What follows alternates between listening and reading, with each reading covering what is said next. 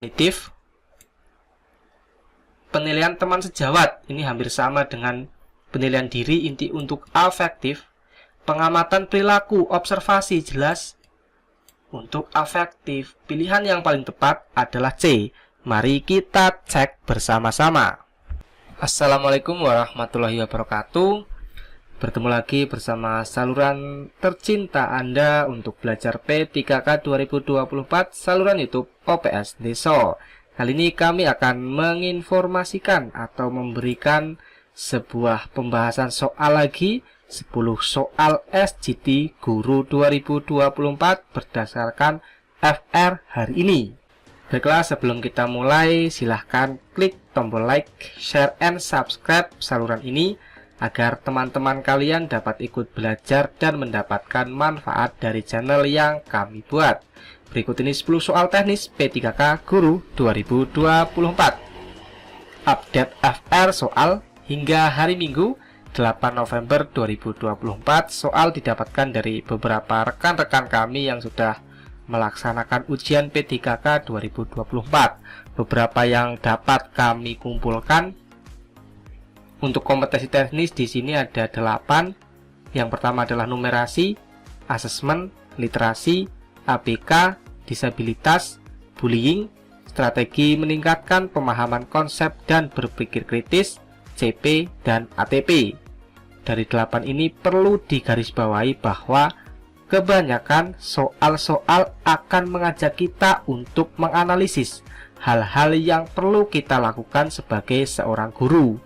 Ingat, ketika memilih sebagai seorang guru dalam pembelajaran pendekatan abad 21, maka pembelajaran yang harus kita utamakan adalah pendekatan pembelajaran yang berpusat kepada peserta.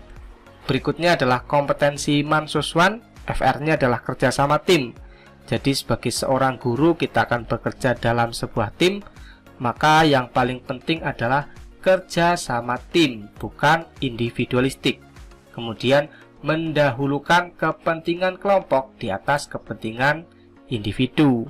Karena sebagai seorang ASN secara tidak langsung kita sudah mengabdikan diri sepenuhnya kepada bangsa dan negara. Maka sudah sepatutnya kita menjadi seseorang yang lebih mementingkan kepentingan kelompok di atas kepentingan lainnya. Kemudian mampu memotivasi anggota agar kinerjanya semakin baik. Kemudian mampu bekerja sama, berkolaborasi untuk menciptakan lingkungan kerja yang kondusif dan mampu menghasilkan sebuah komitmen untuk mencapai kesuksesan. Bagi teman-teman yang ingin membeli materi e-book dari kami, maka silahkan untuk menghubungi kami lewat Telegram, bukan lewat WA. Telegramnya adalah t.mi/OPS Deso Admin. Nanti kami akan tuliskan juga di link deskripsi video ini. Materi P3K dari kami sudah kami sesuaikan dengan kisi-kisi dan FR-FR terbaru. Ada 2 paket yang kami tawarkan. Pertama adalah e-book plus tryout atau hanya tryout saja. Tryout tidak diberikan waktu pengerjaan, bisa diakses kapan saja dan beberapa kali oleh kalian. Fungsi tryout adalah membiasakan diri untuk menjawab soal dan mengukur seberapa jauh pemahaman kita terhadap materi-materi P3K 2024.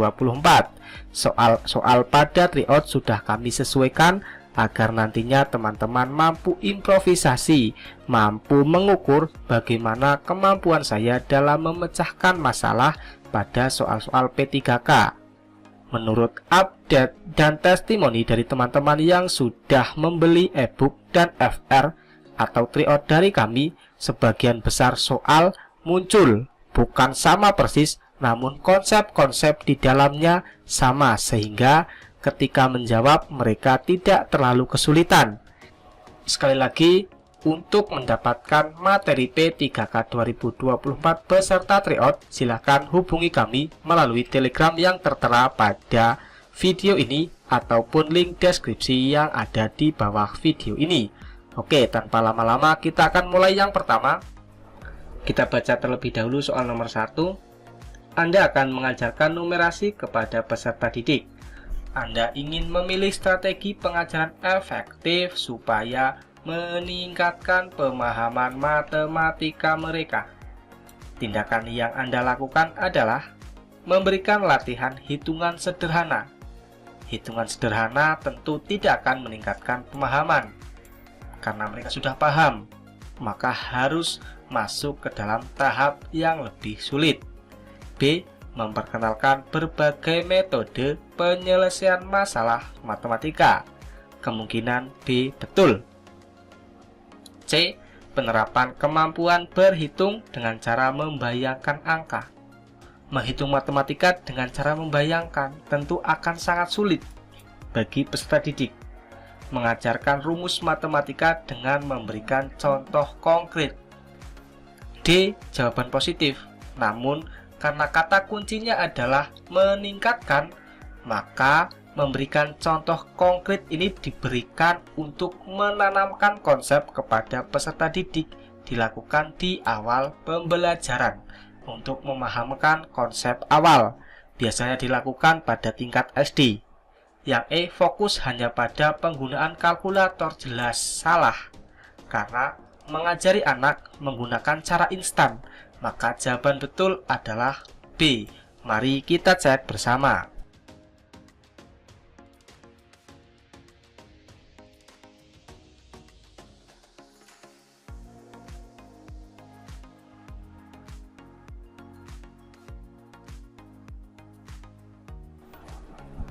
Lanjut pada soal nomor 2.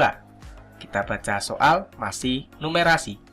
Dalam upaya mengembangkan kemampuan numerasi peserta didik, Anda akan memilih konten materi yang tepat untuk memfasilitasi pemahaman konsep matematika secara menyeluruh.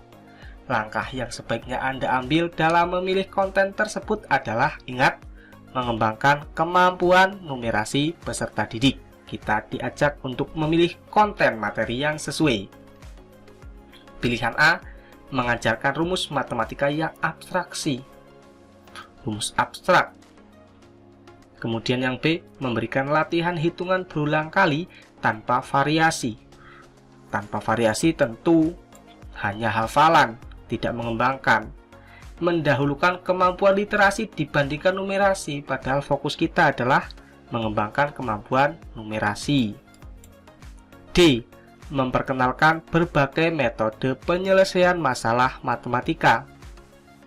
Menggunakan berbagai metode dalam menyelesaikan masalah, ini adalah salah satu cara kita mengembangkan kemampuan. Jadi tidak hanya satu saja metode yang digunakan, namun peserta didik diberikan pilihan menggunakan berbagai metode untuk menyelesaikan permasalahan. E, memberikan penjelasan tentang pentingnya numerasi. Untuk yang E, ini dilakukan ketika kita akan memotivasi peserta didik. Jawaban A dan D tentu akan lebih cocok jawaban D, karena mengembangkan kemampuan memang membutuhkan berbagai metode, bukan menggunakan rumus yang abstrak yang sulit dipahami oleh peserta didik. Mari kita cek jawaban bersama-sama.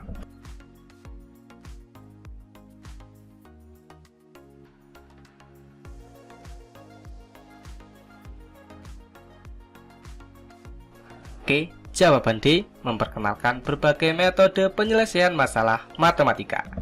Kita lanjut di nomor 3. Kita baca lagi soalnya bersama-sama. Pak Yahya sedang membacakan sebuah cerita untuk peserta didik kelas 6. Dari pembelajaran tersebut, peserta didik diharapkan mengidentifikasi. Nah, ini masuk ke tujuan pembelajaran, mengidentifikasi nilai-nilai yang terkandung dalam teks sastra. Mengidentifikasi ini tentu cocok dengan tes-tes kognitif. Pak Yahya akan memilih asesmen yang sesuai untuk kegiatan pembelajaran tersebut. Jika Anda Pak Yahya, tindakan apa yang akan Anda lakukan? Oke, yang pertama adalah A, membuat kata-kata mutiara tentang nilai yang terkandung dalam cerita. Ini sesuai, tapi kemungkinan kata-kata hanya mengambil sedikit nilai, tidak menyeluruh. B. Meminta peserta didik menceritakan kembali. Menceritakan kembali ini memahami, bukan mengidentifikasi nilai-nilai. Merancang proyek clipping yang berisi penilaian unsur-unsur cerita, padahal yang diminta nilai-nilai yang terkandung dalam teks. D. Memberikan 5 soal benar atau salah tentang nilai-nilai dalam cerita. Yang D masuk, karena mengidentifikasi ini masuk ke dalam ranah kognitif. Sedangkan soal benar salah ini salah satu cara atau bentuk dari penilaian tes untuk menilai kognitif peserta didik. Yang E. Melakukan presentasi tentang unsur intrinsik, jelas tidak masuk. Kita coret, pilihan mengkerucut pada A dan D. Nah, untuk yang lebih spesifik tentu soal D. Mari kita cek bersama-sama.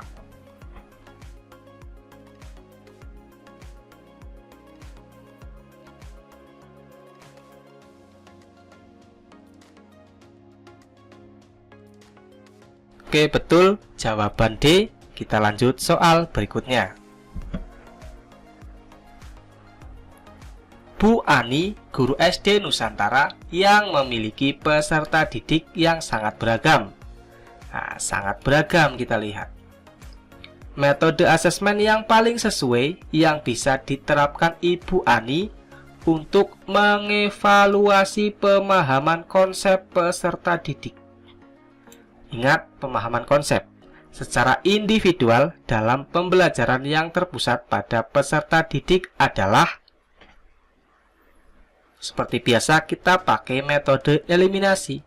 Penilaian diri yang dilakukan oleh masing-masing peserta didik. Nah, penilaian diri ini digunakan untuk aspek afektif atau sifat, bukan kognitif. Padahal mengevaluasi pemahaman konsep ini kognitif. Portofolio ini untuk proyek atau produk. Ujian tertulis kognitif. Penilaian teman sejawat ini hampir sama dengan penilaian diri inti untuk afektif. Pengamatan perilaku observasi jelas untuk afektif. Pilihan yang paling tepat adalah C. Mari kita cek bersama-sama.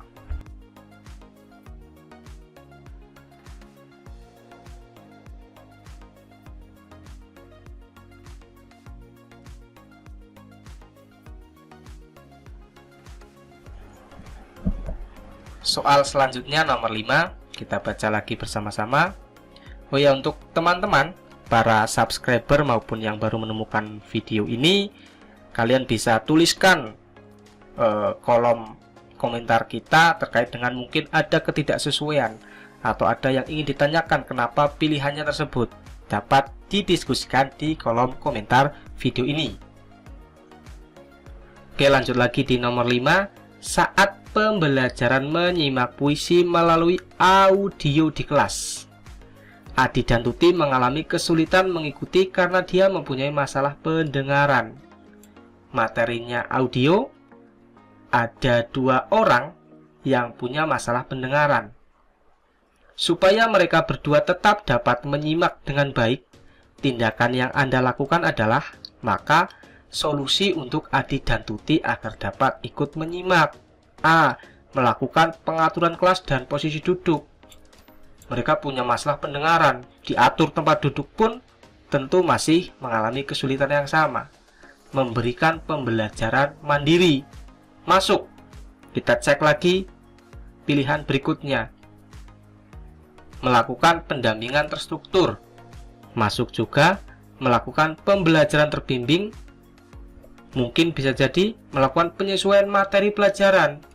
Penyesuaian seperti apa? Karena yang diakomodasi bukan hanya Adi dan Tuti, tapi satu kelas. Menyesuaikan materi pembelajaran tentu merubah satu kelas. Di antara 3 ini akan sangat bagus dilakukan yang C.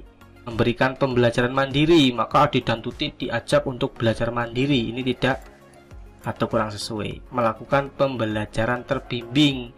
Maka guru hanya fokus 2 orang. Nah, yang paling tepat adalah jawaban C. Kita cek bersama-sama.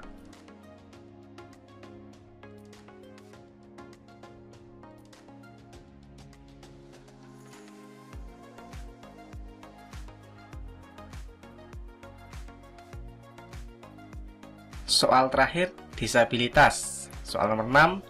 Mari kita belajar bersama, tentukan jawaban yang paling tepat. Kita baca lagi soalnya. Dalam satu kelas terdapat 3 peserta didik dengan kebutuhan khusus, yakni tunanetra. Jadi tidak dapat melihat, tunanetra. 3 peserta didik. Salah satu tindakan yang perlu dilakukan oleh guru kelas tersebut dalam hal konten belajar. Nah, konten belajar yang dapat mengakses atau diakses oleh 3 peserta didik tunanetra itu apa? A. Menyediakan materi berupa audiobook. Nah, ini tentu bisa diakses karena mereka bisa mengakses dengan pendengaran. Indera pendengar mereka yaitu telinga yang tidak mengalami kekurangan. Di nomor B, membuat rangkuman materi dalam format huruf yang dapat dibaca. Format huruf yang dapat dibaca apa? Oleh peserta didik yang tidak dapat melihat. Tentu kurang tepat, Bapak Ibu. Di poin C, menggunakan media pembelajaran yang berasal dari luar negeri. Siapa yang dapat jamin media dari luar negeri ini dapat diakses oleh para penderita tunanetra? Karena di sini hanya dikatakan media yang berasal dari luar negeri, tidak spesifik medianya seperti apa.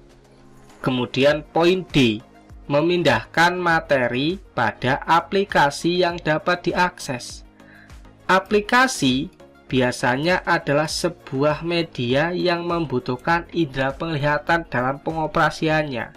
Padahal 3 peserta didik tersebut tunanetra, maka kurang tepat.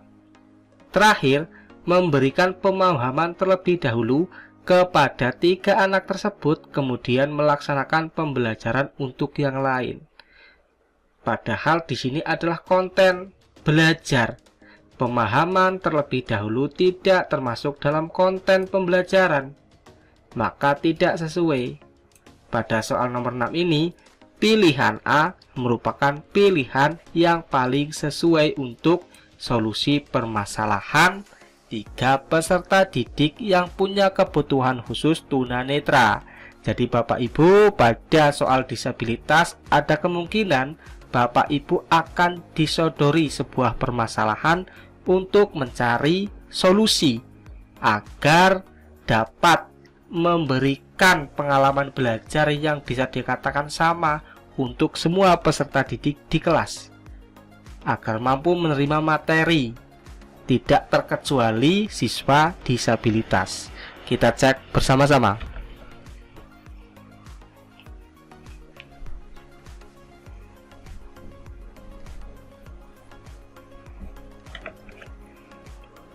B. Jawaban yang betul adalah A.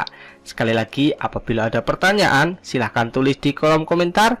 Insya Allah, apabila kami bisa membalas, kami akan balas secepat mungkin. Kemudian bagi kalian ingin belajar lebih lanjut, silahkan hubungi kami lewat Telegram t.me/ops_desoadmin untuk menanyakan materi dan tryout yang kami jual. Silahkan langsung klik di kolom deskripsi video ini. Berikut ini kami sediakan 4 soal untuk kalian jawab di kolom komentar. Tulis jawaban kalian di kolom komentar agar dapat menjadi tempat saling diskusi antar subscriber dalam menentukan jawaban yang benar. Oke, langsung kita mulai di nomor 1. Kita baca soal bersama-sama. Ketika mengajarkan siswa tentang pentingnya literasi, guru mendapati sebagian siswa merasa membaca bukan bagian dari budaya mereka. Apa yang harus dilakukan guru untuk mengubah pola pikir ini? Memaksa siswa membaca minimal 1 buku per minggu. B. Mengadakan diskusi tentang tokoh terkenal yang berhasil karena literasi. C. Mengurangi fokus pada kegiatan membaca dan lebih banyak memberikan tugas lisan. D. Memberikan penghargaan pada siswa yang menyelesaikan bacaan tertentu. E. membawa siswa ke perpustakaan untuk belajar langsung.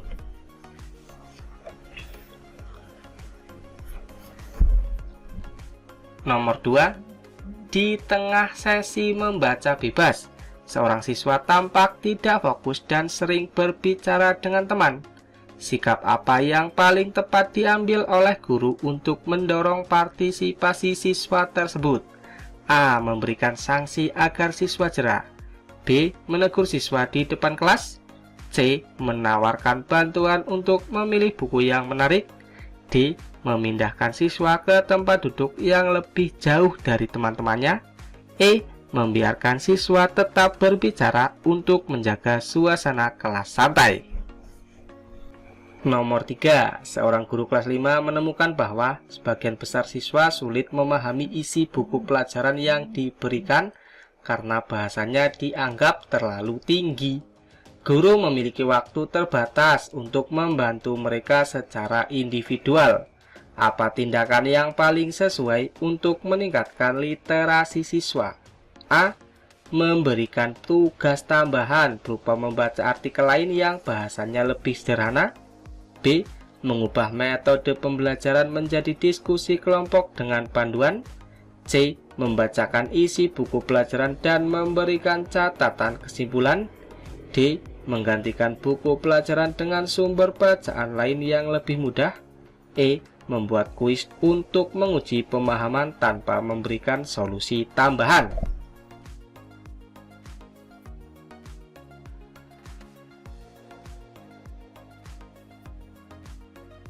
Soal tryout nomor 4. Dalam tes formatif, Anda menemukan lebih dari separuh siswa salah menjawab soal konversi satuan panjang meter ke sentimeter.